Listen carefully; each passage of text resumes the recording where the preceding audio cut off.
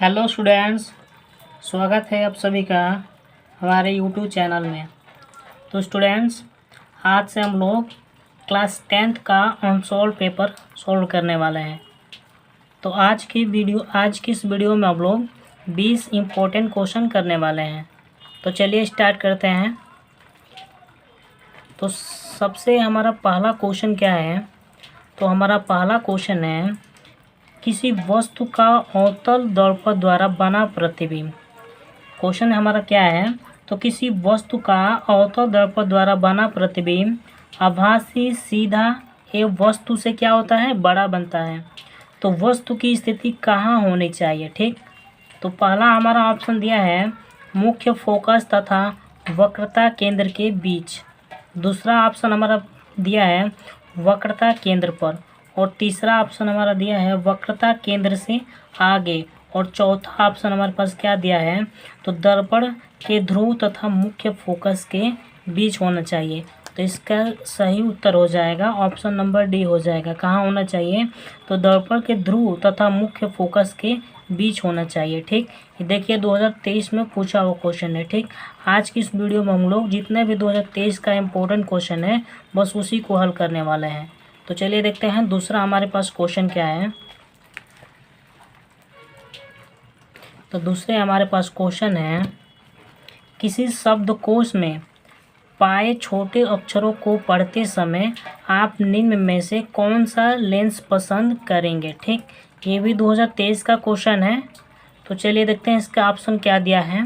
तो इसका ऑप्शन दिया है 50 सेंटीमीटर फोकस दूरी का एक उत्तल लेंस का। दूसरा ऑप्शन क्या दिया है? 50 सेंटीमीटर फोकस दूरी का एक अवतल लेंस का। और तीसरा ऑप्शन हमारे पास क्या दिया है? तो 5 सेंटीमीटर फोकस दूरी का एक उत्तल लेंस का। और चौथा ऑप्शन हमारे पास क्या दिया है? तो 5 सेंटीमीटर फोकस दूरी का एक अवतल लेंस का। तो इसका सही उत्तर हो जाएगा ऑप्शन नंबर सी हो जाएगा। क्या हो जाएगा? ऑप्शन नंबर सी हो जाएगा। 5 सेंटीमीटर फोकस दूरी का एक उत्तल लेंस का प्रयोग करेंगे। ठीक, तीसरा क्वेश्चन क्या है? चलिए देखते हैं। तीसरा हमारे पास क्वेश्चन है, मानव नेत्र के जिस भाग पर किसी वस्तु का प्रतिबिंब बनता है तो वह होता है, क्या होता है? चलिए देखते हैं। तो पहला ऑप्शन हमारे पास दिया है कार्निया। दूसरा ऑप्शन हमारे पास दिया है परितारिका। और तीसरा ऑप्शन हमारे पास दिया है पुतली। और चौथा ऑप्शन हमारे पास दिया है दृष्टि पटल। तो मानव नेत्र के जिस भाग पर वस्तु का प्रतिबिंब बनता है वो क्या होता है? हमारा दृष्टि पटल होता है। क्या होता है? दृष्टि पटल होता है। ये भी 2023 में पूछा हुआ क्वेश्चन है। ठीक, ये भी 2023 का पूछा हुआ क्वेश्चन है। अगला क्वेश्चन देखते हैं, क्वेश्चन नंबर 4 क्या है? तो क्वेश्चन हमारे पास 4 है।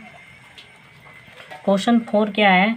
तो लघु पतन के समय परिपथ में जो विद्युत धारा का मान होता है वो क्या होता है? तो बहुत कम हो जाता है।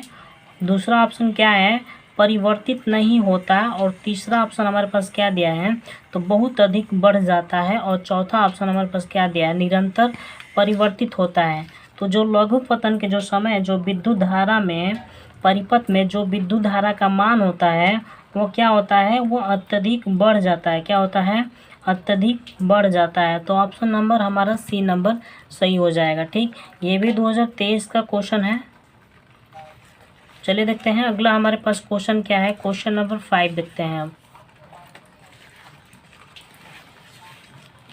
क्वेश्चन हमारे पास 5 क्या है?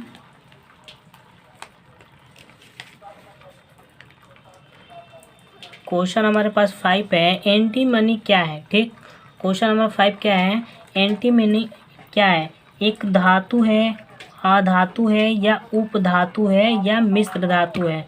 तो एंटीमनी जो है वह क्या है? एक उपधातु है। क्या है? एक उपधातु है। ऑप्शन नंबर हमारा सी नंबर सही हो जाएगा। क्वेश्चन नंबर 6 देखते हैं। क्वेश्चन 6 क्या है? तो निम्नलिखित में से असंतृप्त हाइड्रोकार्बन क्या है? तो C2H6। ऑप्शन नंबर बी क्या है? C2H4।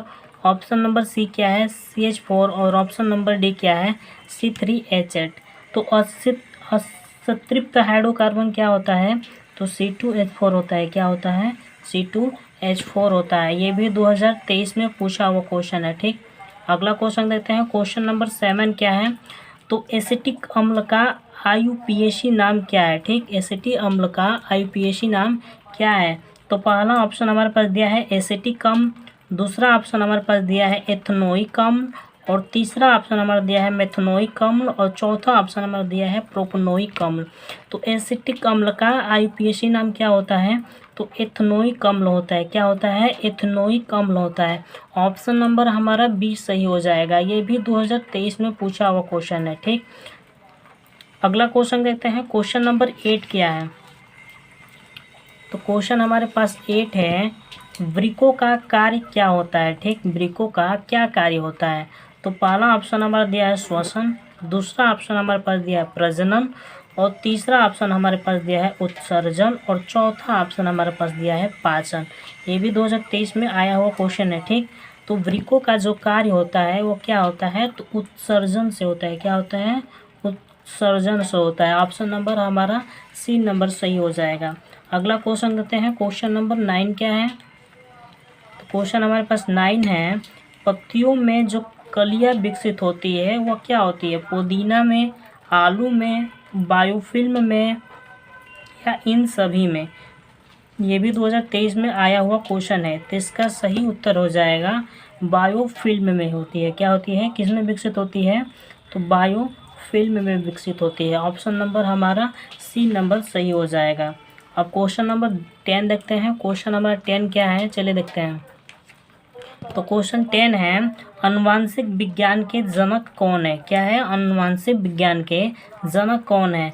तो H.G. मूलर, ऑप्शन B क्या है, चार्ल्स डार्विन, और ऑप्शन C क्या है, गेगर जॉन मेंडल, और ऑप्शन नंबर D क्या है, J.D. वाटसन।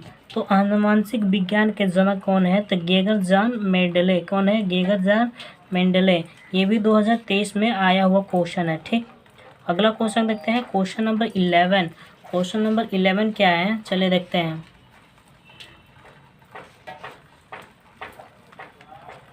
क्वेश्चन 11 क्या है हमारे पास, तो क्वेश्चन 11 है, दो DNA तंतु आपस में जुड़ते हैं, किस बंध द्वारा आपस में जुड़ते हैं।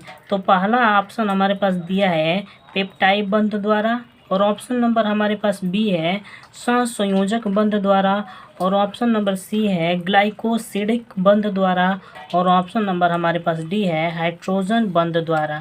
तो जो DNA में जो तंतु आपस में जोड़ते हैं वो किससे जुड़ते हैं, तो हाइड्रोजन बंध द्वारा जोड़ते हैं। किससे जोड़ते हैं, तो हाइड्रोजन बंध द्वारा जुड़ते हैं। तो ऑप्शन नंबर हमारे पास 4 सही हो जाएगा, इसका सही उत्तर।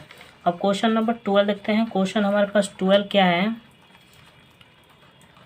क्वेश्चन हमारे पास 12 है, मुकुलन द्वारा प्रजनन होता है, किस में होता है, मुकुलन द्वारा प्रजनन। तो पहला ऑप्शन हमारे पास दिया है हाइड्रा में, दूसरा ऑप्शन हमारे पास दिया है केचुओं में, और तीसरा ऑप्शन हमारा दिया है तिलचट्टा में, और चौथा ऑप्शन हमारे पास दिया है कबूतर में। तो मुकुलन द्वारा प्रजनन होता है, किस में होता है, तो हाइड्रा में होता है। किस में होता है, तो हाइड्रा में होता है। ये भी 2023 का क्वेश्चन है। ठीक, ये भी 2023 में आया हुआ है। अगला क्वेश्चन देखते हैं, क्वेश्चन नंबर अब 13 क्या है। क्वेश्चन हमारे पास 13 है, चलिए देखते हैं।